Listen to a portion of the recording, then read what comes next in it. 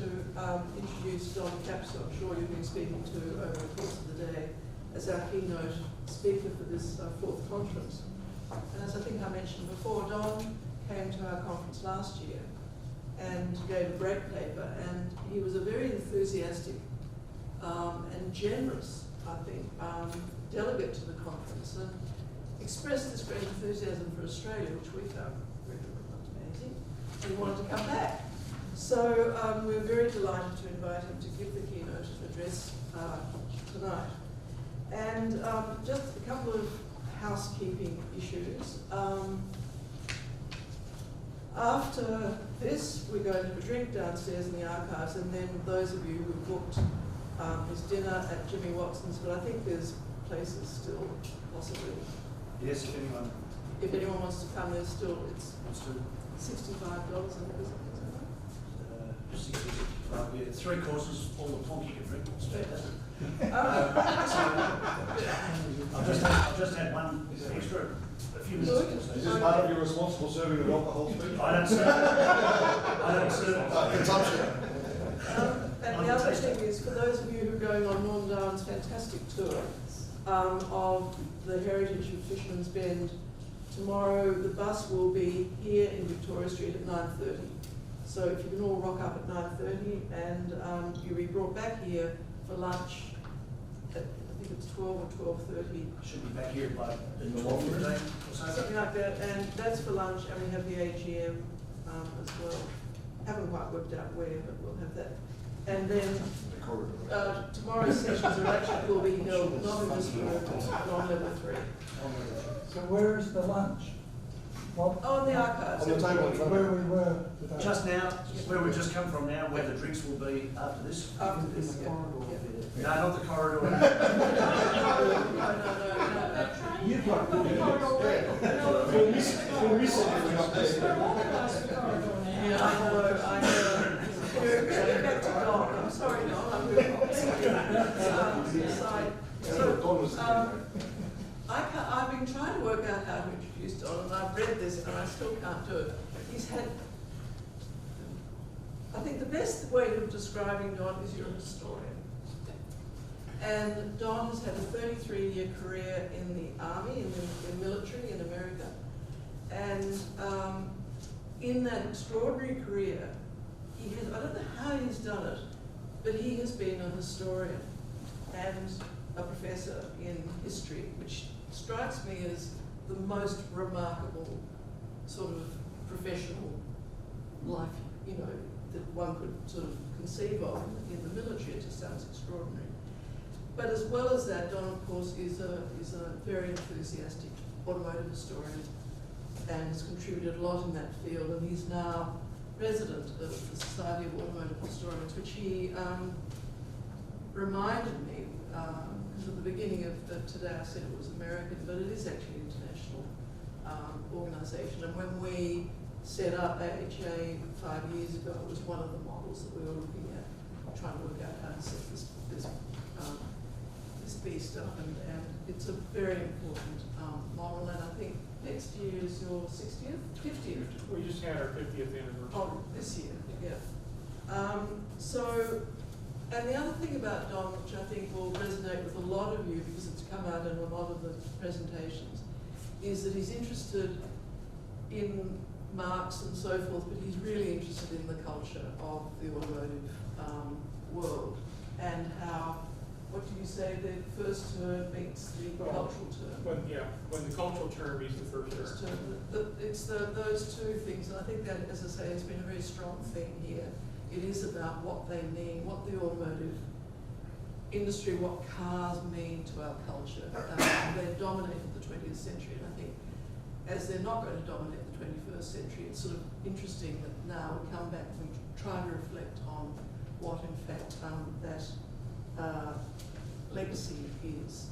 Don has also managed to put together the longest title for this paper, which has something to do with Mercedes-Benz arrows, and something to do with myth busting of how they've been construed in history and how incorrect that is. I'm not going to say I don't know this. So I'm going to listen with fascination to this, and I'd really like you to welcome Don to give a speech.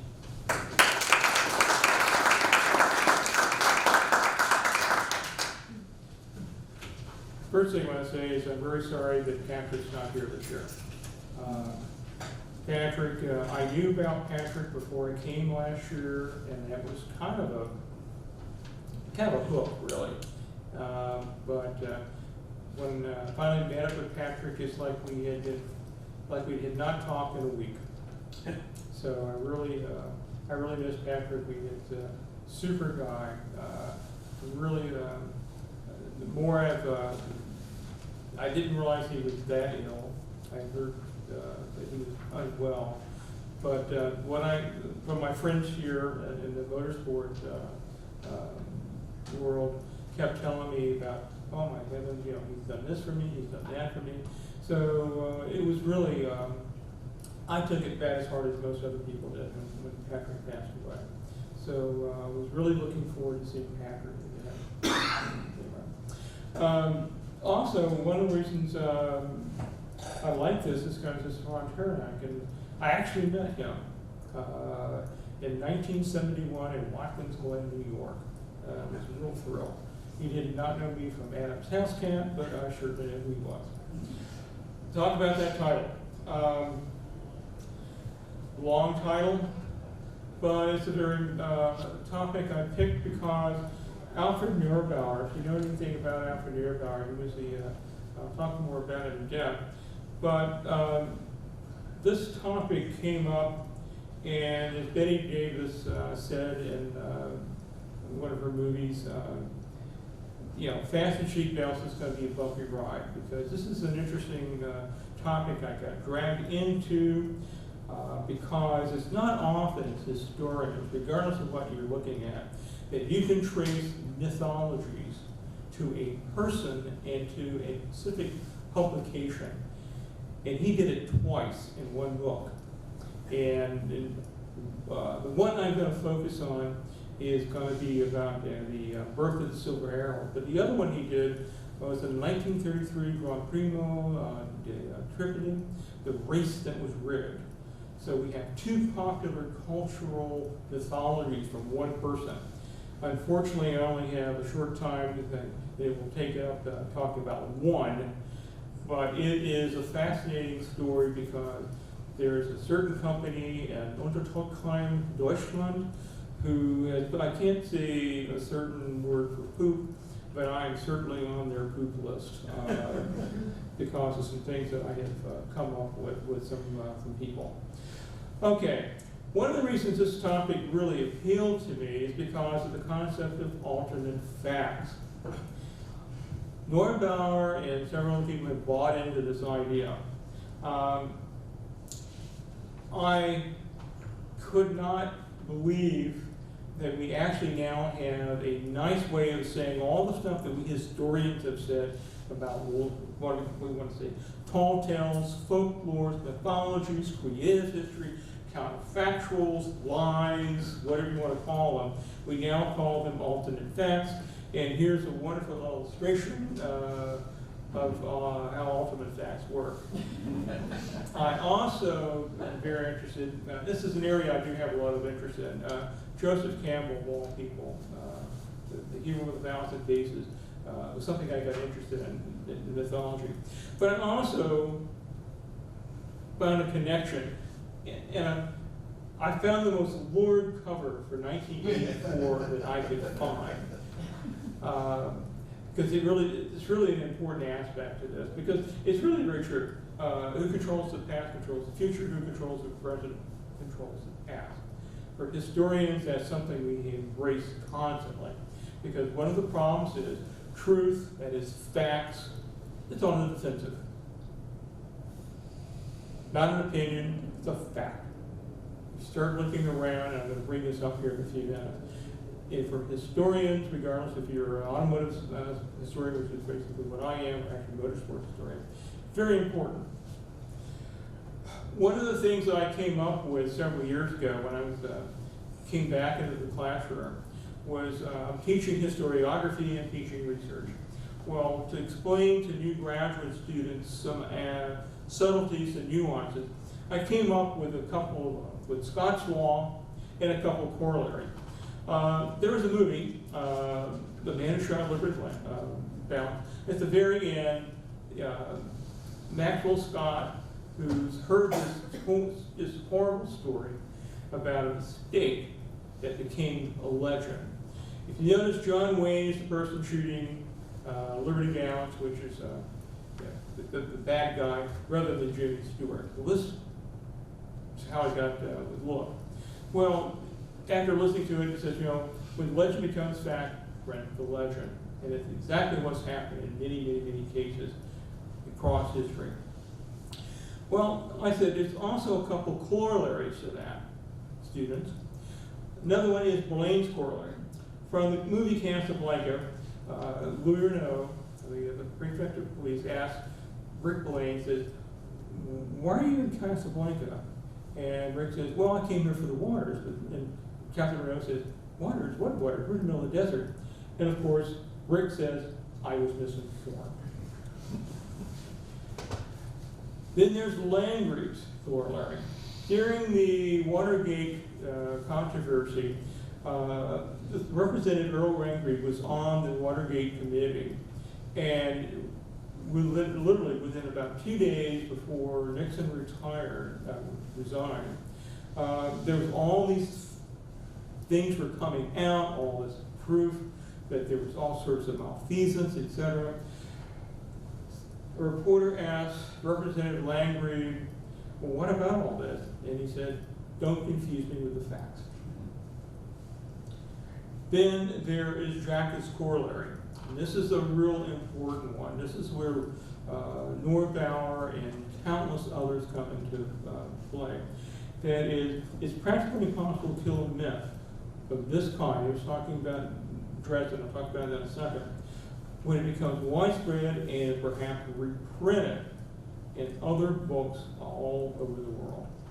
This came up in the Deborah Lipstadt, David Irving trial that took place in 2000, where Lipstadt was sued for libel, which you can do in England, for saying that David Irving was a Holocaust denier.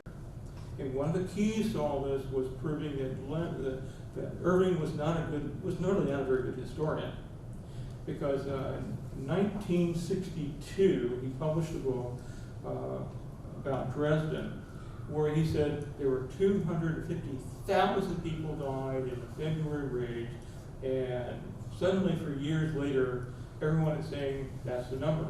Turns out the real number was probably bad enough, somewhere between 22 and maybe 25,000 total. But that number, because it was reprinted and reprinted and reprinted, even today, it's hard to convince people it wasn't 4 million people that died in those raids. What does it have to do with all this? A lot. So, like the Eiffel race and his dilemma. And that's really the question, well, what was his dilemma? Was there a dilemma? This is basically how it got started for me. I had looked into the issue of the Tripoli race because a friend of mine's wife, Betty Shelton, she had done research that pointed out that the race really wasn't rigged, and that the truth actually was far more interesting than this thing that has been printed in the book. The other thing I had not really paid much attention to, because it wasn't really very important to me, was how the Silver Heralds came to be.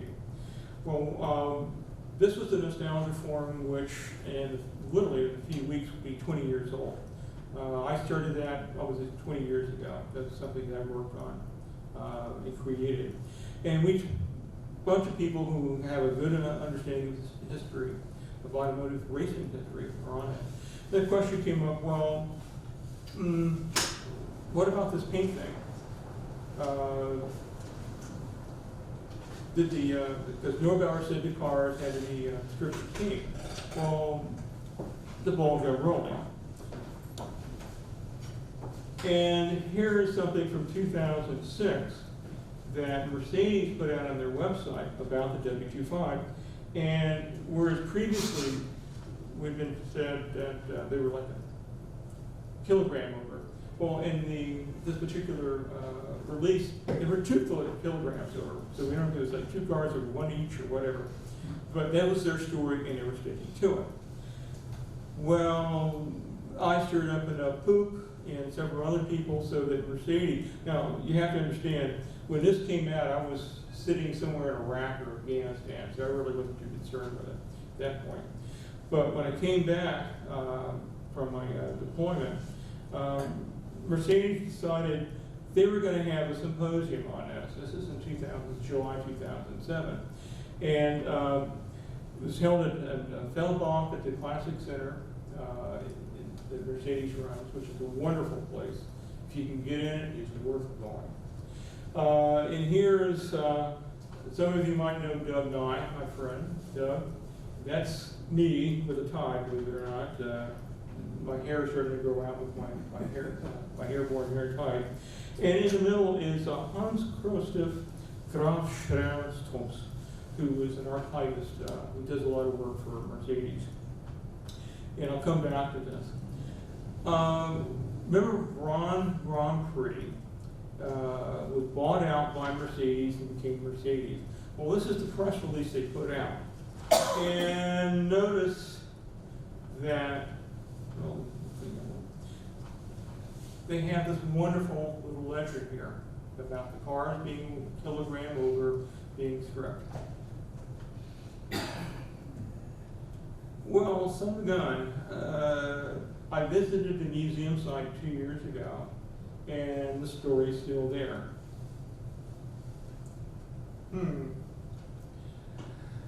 Now, in July, the German Grand Prix, they did a wonderful little stunt. They painted their current cars this looked like they were being stripped, but the white paint was coming off and the silver paint was being revealed.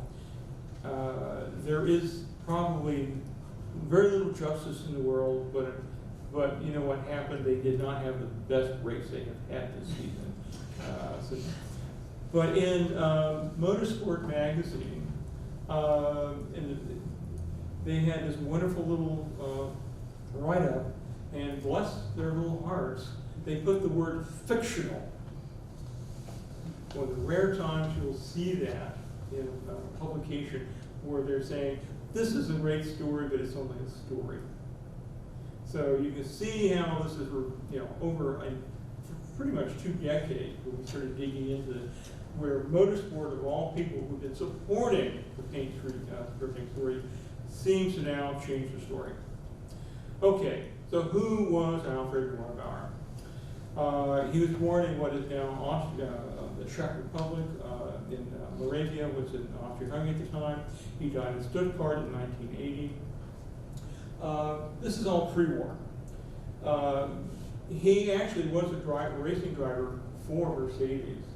And that's on the far left. You can see Neubauer sitting in the car. It's like 1924 car Gloria. And you see this Porsche, Ferdinand Porsche standing beside him. There he is in this race car. Here he is in this role as team manager. There's Rudy Carasciola. You have the 1938 German Grand Prix when the cars caught fire, and there's Neubauer bowling in and save the day. And there is Neubauer between nitro and glycerin. Carasciola and Long, who did not get along in any way, shape, or form. Goodness, yeah, there we go. And this is post-war. This is probably the one iconic picture of Neubauer, if you ever see one. This is Neubauer in action. And I was at this race. This is the 1954 French Grand Prix, actually, the Grand Prix, the Automobile Club de France. It rings. I'm somewhere up in the stand, and I probably saw this, but I don't remember. But that is the race where it came back. Fangio barely beat out Carl Kling, and all was good with the world. Fangio, of course, was champion that year in 1955 as well. There's the team at the 1954 Italian Grand Prix before Moss joined the team. And of course, after the long incident in 1955, they finished out the season and they put all the cars away. And Neubauer, who'd been team manager since 1926, retired and became one of the spokesmen for the company. Here we go. After he retired, he became pretty much a personality, and his story was very important. Quick magazine, which was founded just after the war, was a weekly. If you've ever been to Europe, you see all these little weekly magazines, and this was one of the big sellers. It usually had a lot of recipes, stories, whatever. But Harvey Rowe, who was born in the Netherlands, English father, German mother, spent most of his life in Berlin. He was born in 1920. He was assigned, he was a general reporter, he had some interest in racing, but not a motorsports writer, but because he knew what a race car looked like, basically the magazines that go interview him. Well, and this is a picture he loves, by the way. He said, that's Neubauer. Because what would happen is we were going to record these interviews with him, and Neubauer would take the microphone and just start talking until they ran out of tape. So he'd get one question in. Well, this was not going well. Rowe's wife happened to be from the same area that Neubauer was from. Very attractive. I'll show a picture of her later. So he got his wife to ask questions, and so Neubauer slowed down, and they had these discussions. And it was about 24 meetings. They got a lot of material, and in Quick magazine, for 52 weeks, they serialized the story. Unbeknownst to Rowe and Neubauer, the Quick company sold the story to a publisher, and it became a book with all these stories and so forth in it. And they eventually got some royalties from him. In 1958, it came out in Oude Deutsch. In English, it came out in 1960. And here's some of the other. The book they were actually working on was the third one on the bottom from the left. It was actually the book that they wanted to publish. And it's in German, it actually means the man with 1,000 horsepower. That was the book they've been working on, the story of Neubauer's life. Well, that had very little mythology in it. Pretty straightforward biography. Unfortunately, Mana, Frauen, and Wolgren, or Speed Was My Life, it's like Grimm's fairy tales in some cases. It's a wonderful read, but don't look at it for very much where it comes to history. Now, where does our story begin? In the book, Neubauer says that the 1934 Eifelrennen, the cars were supposed to meet a certain weight limit, the maximum, and they were over, so they had to strip off the paint to get rid of one single kilogram. They'd done all sorts of things, and they couldn't get it down. So it appeared in print. Here it is in English, the little story. Van Borussia, one of the drivers, had given him the idea about, well, we done everything but the paint. He said, well, what about the paint? So they stripped off the paint, and miraculously, they get under the weight limit, almost right in the world. Borussia goes out and wins the race. Everyone's a hero. So goes the story. As a historian, you're already seeing a problem. Remember what I said about Jackett's corollary? Once it gets in print, once it gets out there, people start accepting it, which goes back to Blaine's corollary, as I was misinformed on, you can see where this is all going. So, Neubauer's dilemma. There we are, a symbol. I'm not cheap, but I can be had if someone flies me over to Stuttgart for a symposium. There we are, all behind, and you can see Harvey Rose right there at the cockpit. You can see his wife in the white jacket. Now you can understand why Neubauer paid a lot of attention to her. Very much. I'm hidden in there somewhere. It was a wonderful group.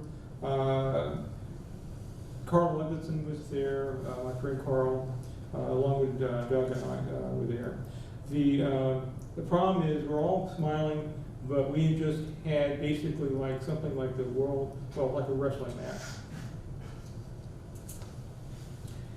Little context, I brought this up before. In October 1932, they came up with a new formula, a maximum of 750 kilograms, I can read it all to you. That's how cars were supposed to be weighed in for the formula. Notice how they look. This is going to be, there will be a quiz, by the way. I'm a professor, so there has to be a quiz. So there will be a quiz. Pay attention. You notice this is an Alta Union. How many of you know about Alta Union type A's, B's, and all that? There were no such things. They were type 1934, 35, whatever. That was another thing that came up. But pay attention, because this is important. So, down at the very bottom it says the international color was white. Well, in heraldry, white means also silver. Something that gets lost in the translation of advice. But we'll come back to that. Well, at this conference, well, here are all the wonderful people lined up to defend Neubauer and the paint scraping. This is Harry Neiman, one of the great Mercedes historians. He's written a great deal about Mercedes. Again, here's Harvey, and that's his wife. Carl, my friend Carl was on the opposition, and there they are lined up against. Those are the defenders. Whoops. And that's their case. That was what they said. They said, well, there's all these people have written about it. Carl in his book, Quicksilver Century. We had Brauschwitz, Rudy Odenholt, on down the line. White wheels, photographs are reliable. Herman Long had a testimony. Was that Christopher Hilton, who was my friend who passed away almost 10 years ago now. In his book, Racing Silver Arrows, there was a whole thing in the Nostalgia Forum by a friend of mine, Tony Kay, Ginga. And then, of course, we had Harvey Rowe, who said, "Don't that all God, you know, talk. That's rocket. So, and there's the dissonance. Eberhard Ross wrote a book which Mercedes did not appreciate. He was only invited because several of us forced them to invite him. And here is the English corner. There's Doug and I against the world, basically. We were very polite, but we were outnumbered. What was our case? Well, we basically said, hey, you know, there was nothing in the contemporary reports, and I'll come back to this. I mean, after all, I'm just an academic historian, what do I know? Doug Nye is one of the most outstanding writers of motorsport. We kept looking for photos. Oh, by the way, almost every photo you're going to see here in a few minutes, this is death by PowerPoint, by the way. Almost every single photograph you're going to see came from the Mercedes archives. Note, the Mercedes archives. Don't ever let people like Doug and I loose in your archives. And they offered it too. And I'll show you a book in a minute that they gave us. And by the way, if anybody wants the material from the seminar, I got it. It's on, I actually have it on in digital. I'll be glad to give it to Harriet or anyone else who wants it to distribute. It's worth reading, particularly if you know Deutsch, but I hope you know Fractor. If you don't know what Fractor is, your eyes will pop out of your head trying to read it. It's the old German very hard. And there have been, previously in 1994, there had been a magazine article in the February issue of Motor Classic, which said, you know, maybe the cars really weren't white after all. So we thought that was pretty persuasive. Well, this is how it turned out. Yeah, there's probably some kind of alleged stripping, that's a great story, but nobody was calling that until 1938. Oh yeah, and so it's a good story. Doug and I did not sign on to this. And Doug and I, like I said, ended up on the poop list for probably, well, we kind of kissed and made up with Mercedes a little bit. Doug had. Mercedes and I still have our ins and outs, let's put it that way. So let's talk about silver arrows. White is a German racing color. Okay, so what color is that car? Any guesses? What does it look like to you? Looks silver to me, right? And you can notice the registration in the front, since it's white, and, oh, by the way, that's a 1924, and this is a factory entry in the Prague Hill Climb. And this is a modified Mercedes that was run in Indianapolis in 1923. Okay, so yeah, I mean, that looked kind of white on silver to me. Again, if you notice down here in the corner, you can see a lot of numbers, and these are the numbers that were in the Mercedes archives for the Mercedes company. Don't let historians in your archives. Another view, this is a different model, and this sure seems to look not very white to me. And here are the two cars after a successful hill climb. And oh my goodness, look at the showroom hill climb. This is the Mercedes entry. 3 cars, and not a single one of them looked white to me. So I think I'm starting to see a trend here, but I'm just a historian, what do I know? Now, 1932, there was a rebodied SSKL. There's only like less than a dozen made of them. It was in a streamlined body to be used in the Eifelrennen, and it was painted silver. You can tell the contrast very clearly right there. And there's Von Broscher sitting in the car, and I'm not going to have the person yell and scream at you, but this is the first time that we heard this term silver arrow, silver prism. The announcer was so excited, yelling and screaming.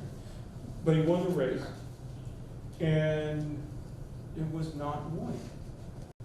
There were white cars in the race. You can see some Bugattis behind it. They were by German entrance. But the car was not white. So let's talk about the number 25 for just a second. There's some basic information I'm not going to read to you. It started early 33, and then the Eifelrennen, and then the first actual race to 750 kilogram international format was not until July 1934. I'll come to that in a second. And that's one that sits in the Classic Center in Fallbach. It is the 4th one that was made that year. It doesn't look like it originally did. It had a headrest. That's been removed. Looks like with the early cars. And this is the 6th one that was made. It's like it was originally. And this is it before it was when it was being restored. And this is how it looks in the museum today. Well, a few years ago. So, and notice that unfinished aluminum here, bodywork. Notice how glittery it is. And notice it is not smooth. These cars were worked on and manufactured. So there they were. There were 6 made. The first 2, notice had different serial numbers. So here's when it was rolled out in December 1934. Notice it looks kind of whitish light colored. Part of this is the film. Is to notice the collars, the white, during the contrast.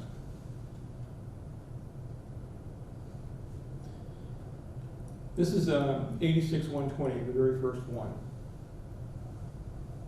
And notice it is not like the racing cars you see today. It's a pretty rough looking car.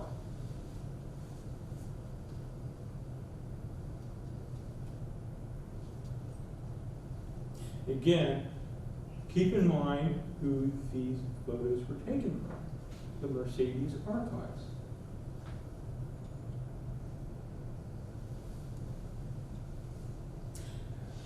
Not long after turnout, in fact, within a few weeks, there's at the Berlin Auto Show, and there's a well-known German politician in the background looking at the car, and it's the same car. And you notice it looks kind of not white. And there's another well-known German politician, Goebbels, also looking on. And you notice the car does not look white. And this is taken from the Neubauer book. Notice the expression on Hitler's face, because he was a racing car fan, by the way. He really liked racing. Yeah.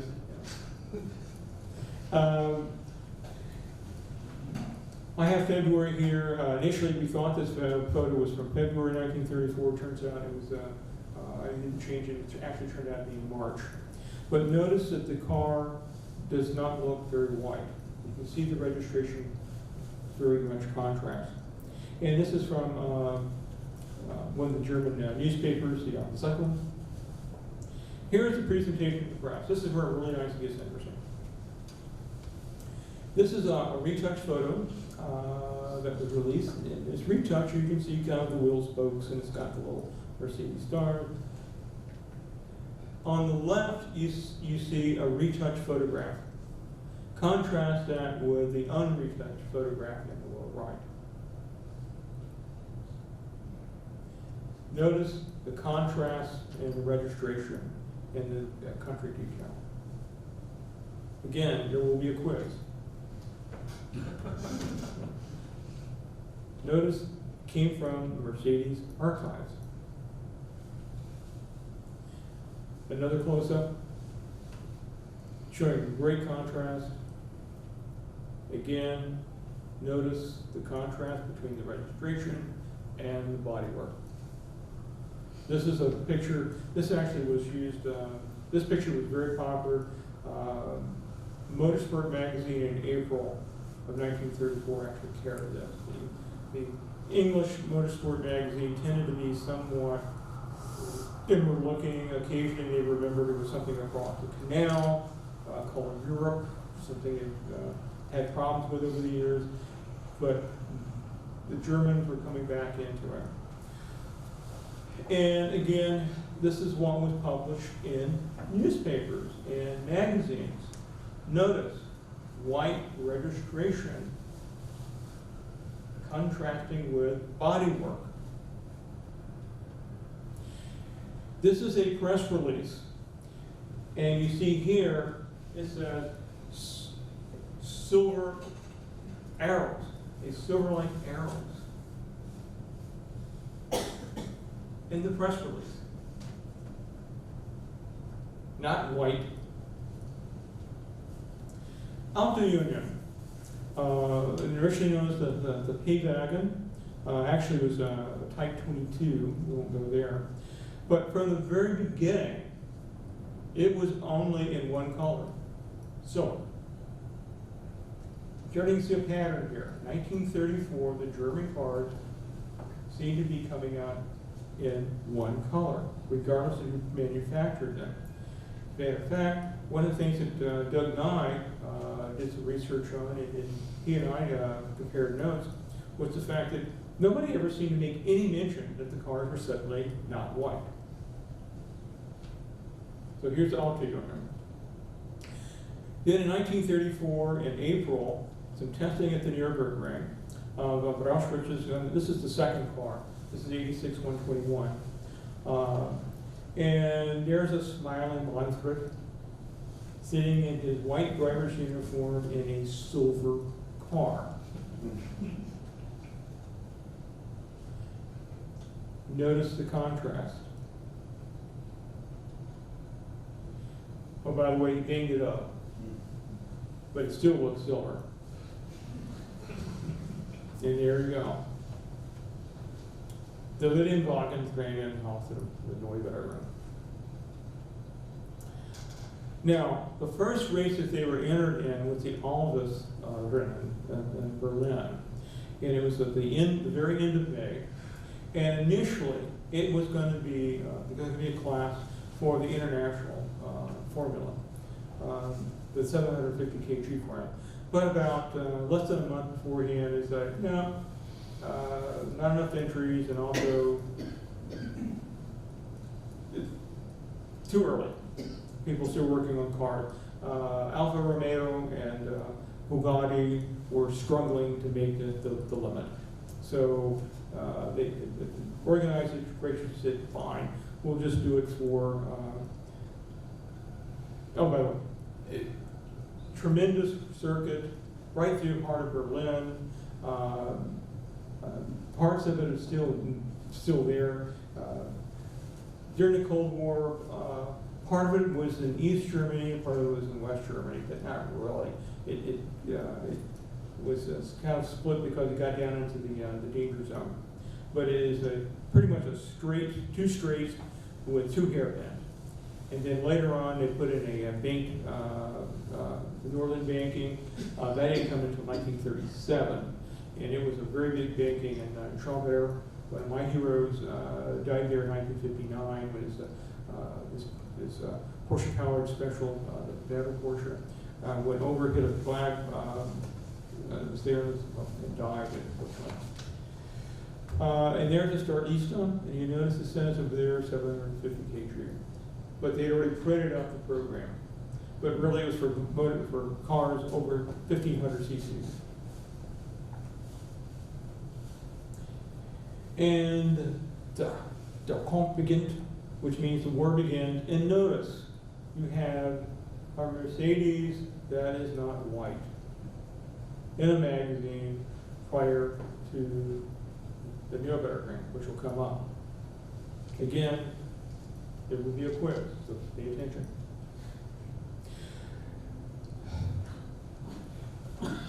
Rudy Kauscholam had been seriously injured the year before, 1933.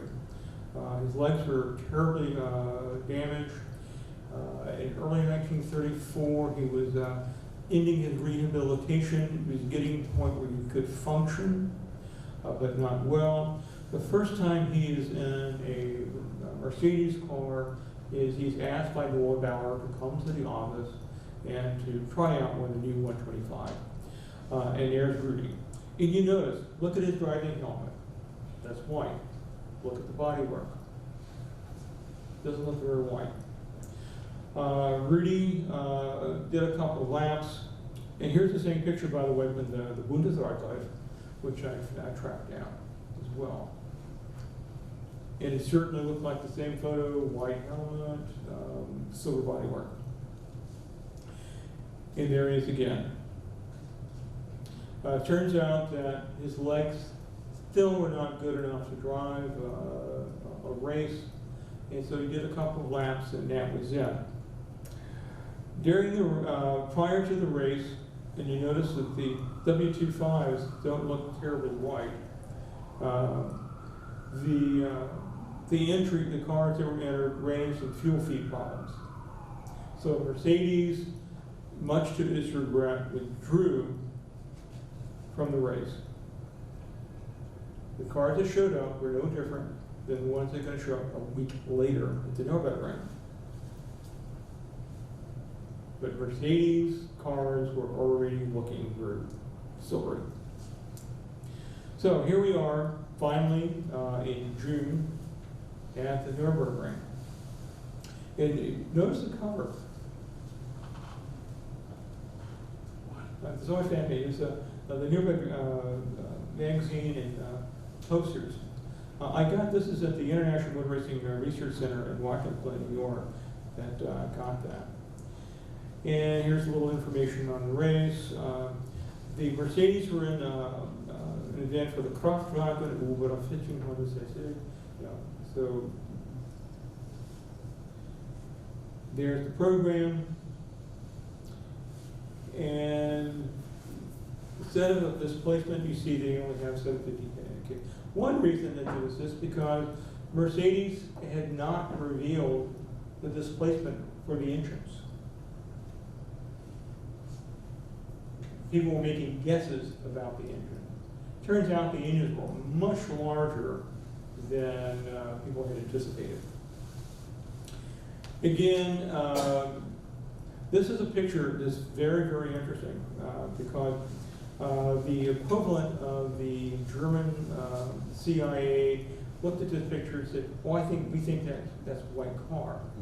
Everybody else has looked at it and said, "We don't think so. I think there's some questionable doubt."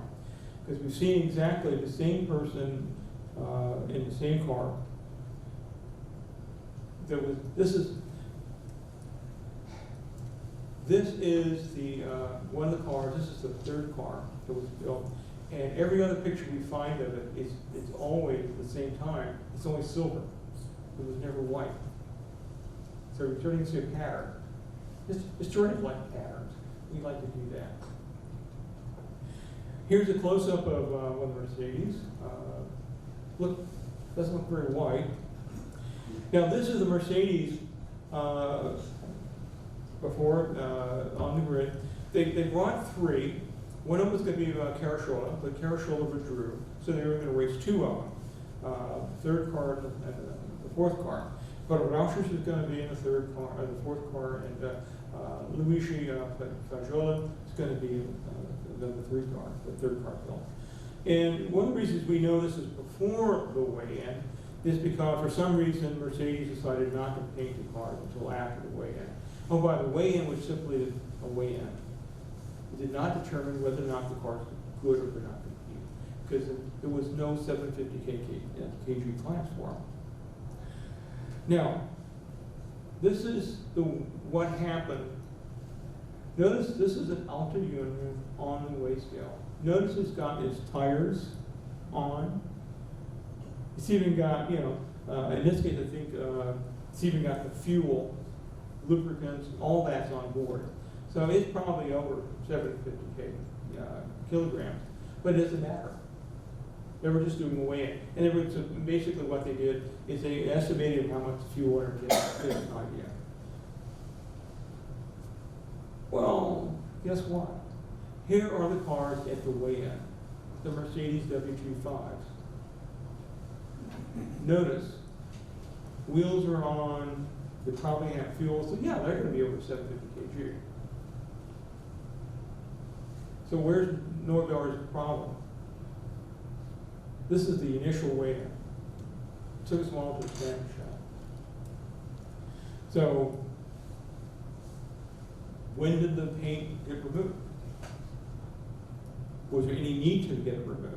Turns out, not really. And here's some pictures in the paddock area, looking at the cars. One of the mechanics, Ojan Richard, in article I mentioned from 1994, had been one of those that said, no, the cars were always silver. I never saw a white W25 that I worked on from the very beginning. Well, the picture on the left was supplied by Richard. And you notice there are three cars, all of them silver. And I said, only two of the three cars are actually going to be entered in a race.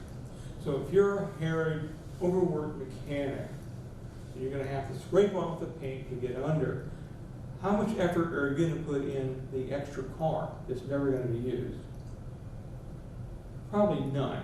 So you would expect at least to have the three cars that were white, at least one would still be white, because you're only going to take the paint off two. Again, bear with me, I'm just a historian. I just go with the facts. And this is a wonderful picture of one of the cars being pushed off into the starting area. There's Brauschwitz getting into his car, and you notice right behind him a white Bugatti. And this is during a race. That's Visually in the 22 car. He's going to retire for various reasons. Engine problems basically caught up with him. That's Brauschwitz in the 20 car. And so he wins the race, all is right with the world. And here are a bunch of the people waving at someone, I guess. So, was there a dilemma for Neubauer? You look at the results, and it doesn't say anything about 750 kg in the results. In the Neubauer magazine, it's simply for Kraftwagen for 1,500 cc's. Okay? So it wouldn't have mattered if they weighed, 1,500 kg. It didn't matter. So it would seem, based on contemporary evidence. And I got this from a website that gives you kind of what the results were. You can see visually down there. I love and the reason I put this in response was you just can't give up. Visually is not going to have a pleasant time with Mercedes and Neubauer. So, what are some closing thoughts? For Mercedes, it's this.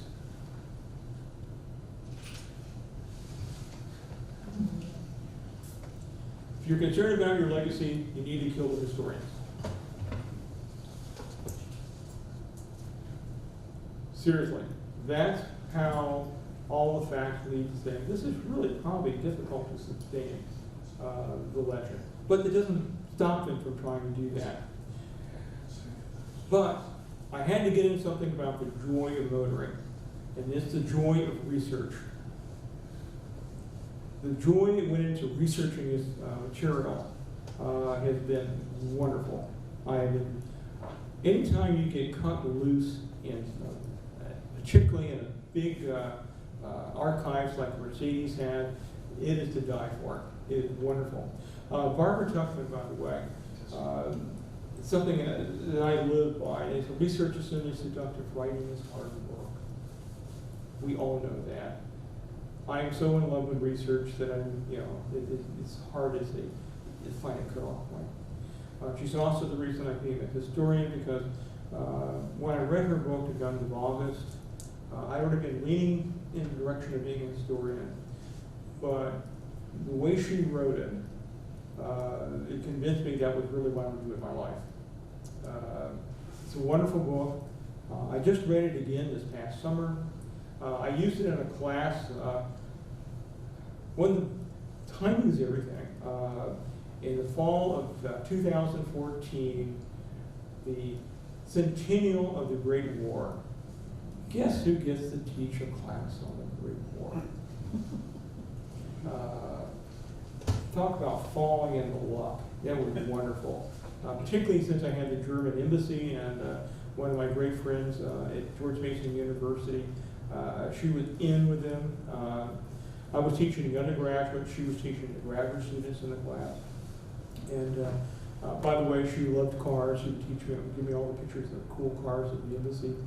But really, there's a joy in the research and doing this sort of thing. So again, thank you. And I'm going to ask a question. How convinced are you that Mercedes was correct, that Neubauer had a dilemma, that he had to scrape the paint off his cars?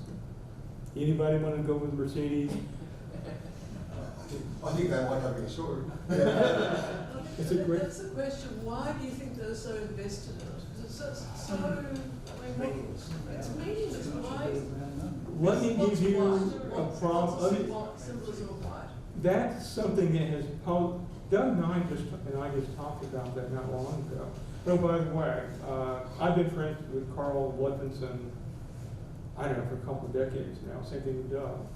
And Doug still, and I are still like, this is nonsense. Carl, I just talked with Carl, we had Carl as our speaker last week for our 50th anniversary. And I know Carl, I've loved Carl I've worked with Carl now for over 2 decades. I don't have a clue. The person, Joseph Ernst, the person who put on the symposium at Fellbach in 2007, his reward, particularly after Doug and I went to war with everybody, because Doug wrote a couple articles, one was in the Observer, I did another couple of things that showed up. Basically, I don't know how much you know about Mercedes, but their version of Siberia is the city card edition.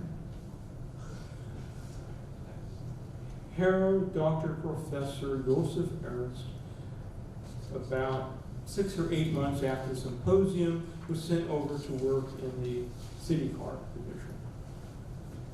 So to answer your question, I really think they have bought into their own mythology. I think there are people who actually truly at Mercedes, particularly some of the archivists, know that it's a great story, but it's absolutely, I'm trying to think of the academic term, but I think bullshit is probably what I'm looking at. And they understand that. I don't want to use high-tech, scholarly terms like that, but I think they understand that. But they're so bought into it. They've invested in this for so long. I mean, it's in their museum. Imagine being a curator in a museum and having to put something that you know is not true on an artifact. That's difficult. So here I don't really understand. I'm having grown up in Germany, I know the Deutsche mindset. Once they get this idea, it's like, you know, it's like I used to tell my people, you know, you're ordered haben, you know, we will be ordered, we will do things this way. And that's the only thing I can come up with. Because, again, when we presented this information, they said, thanks, we appreciate your input. And we're not going to fly you back for another symposium. So yeah, I mean, I've been puzzled for many years now. In the dozen years since we've had that symposium, I've given a version of this probably 2 or 3 times. I actually used this in one of my classes, something very similar to this, as a way for students to look at material and come up with their interpretations based upon their research.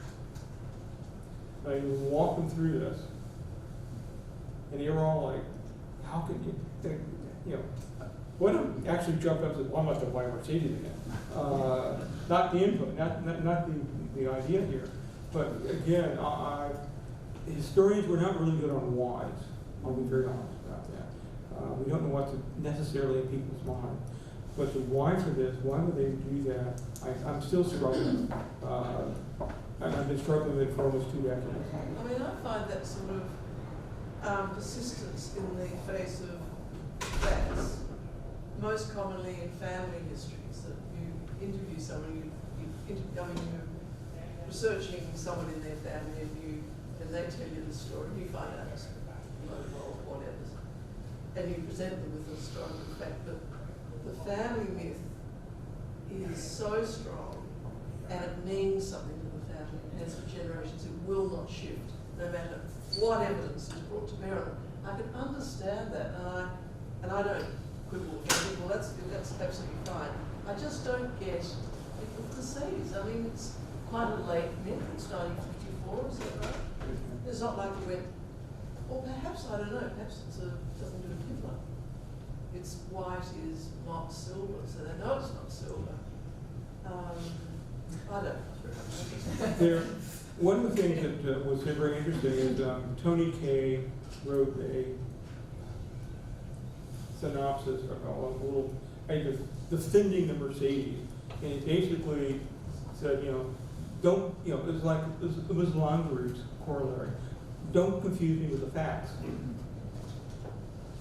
Ignore that photograph, ignore this, ignore that. You know, when you strip all that out, we'll believe what these people, for instance, Rudy Reuenhunt, one of the people who was cited, did not join the Mercedes company until 1936. 2 years after all this, and he's cited as one of the people who said, oh, this all happened. But Auschwitz, we don't have any idea why he did that. Neubauer was notorious for these stories. So, again, several of us, and I'm not the only one, I take this very lightheartedly.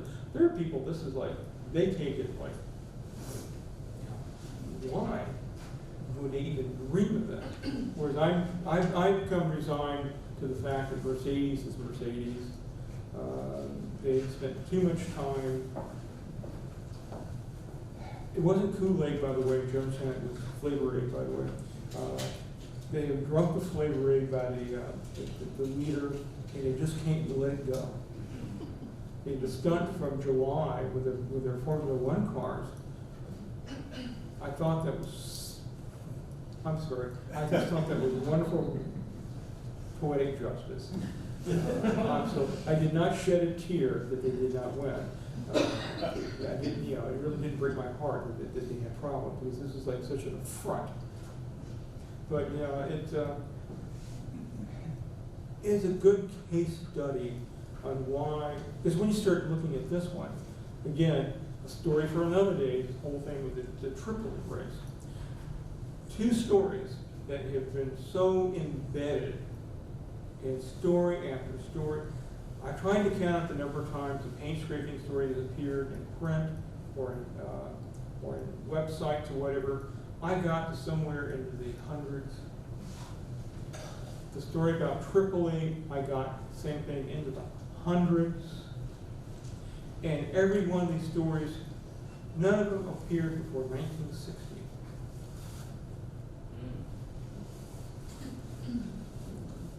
Yeah.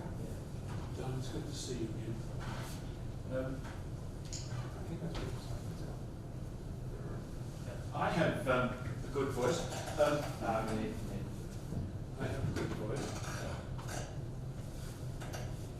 White paint in the 1920s and 30s was known as white lead. Yeah. And it was much heavier than paints that we use today.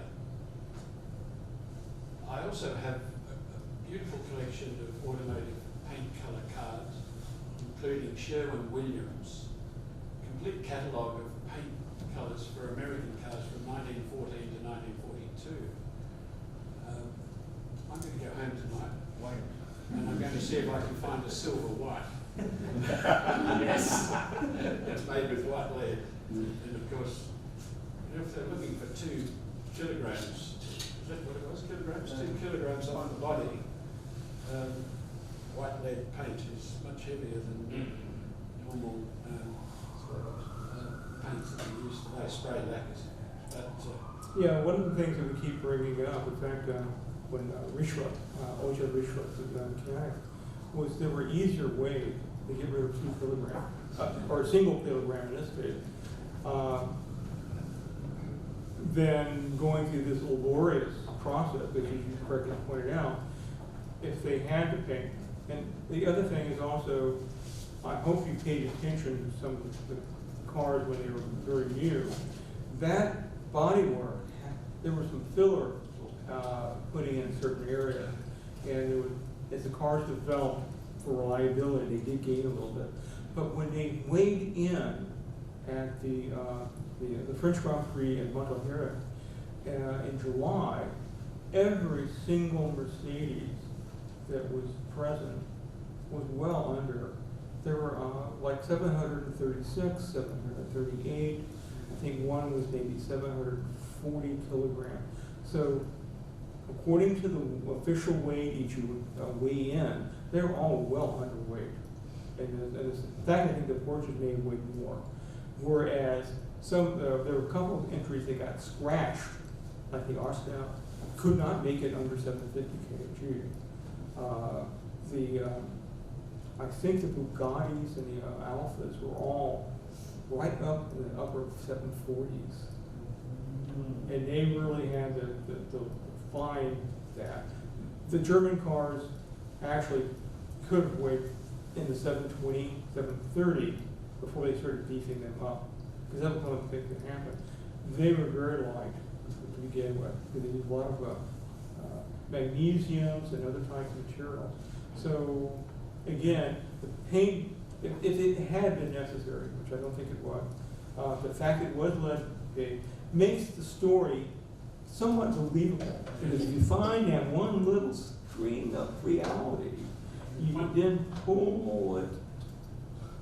One little question, a serious question, as a researcher at the Mercedes-Benz archives, did you investigate their paint colour archives and the formulations? Because I have a friend at Anglesey who had a McCormick B52 tractor that he tows his boat with. He wanted to paint it exactly the right colour, so I got the colour from Chicago for him. And it was a fantastic formulation, and I'm just wondering whether that sort of information would be in the People at the Classic Center in Fellbach, that's their job. If you've ever seen historic Grand Prix racers from the Mercedes that make the tour, like the Moss Millimiglia car, the 300 SLR, that's where it's maintained. They have some of the W154 cars that they around. That's where they're maintained, and that's where they keep all this material on paint colors, fabrics. In fact, Gundala Tut, who's a good friend of mine, this is where she did her apprenticeship. So they're not without their values and so forth. Anyway, I hope that didn't worry you enough for that. But, no way. Thank you very much, Don, and again, thanks very much for coming to Australia and for giving a talk about, I suppose it's about historiography and it's about how we go about assessing evidence as historians, which is incredibly important in this world of fake news and fake realities. So thanks very much again.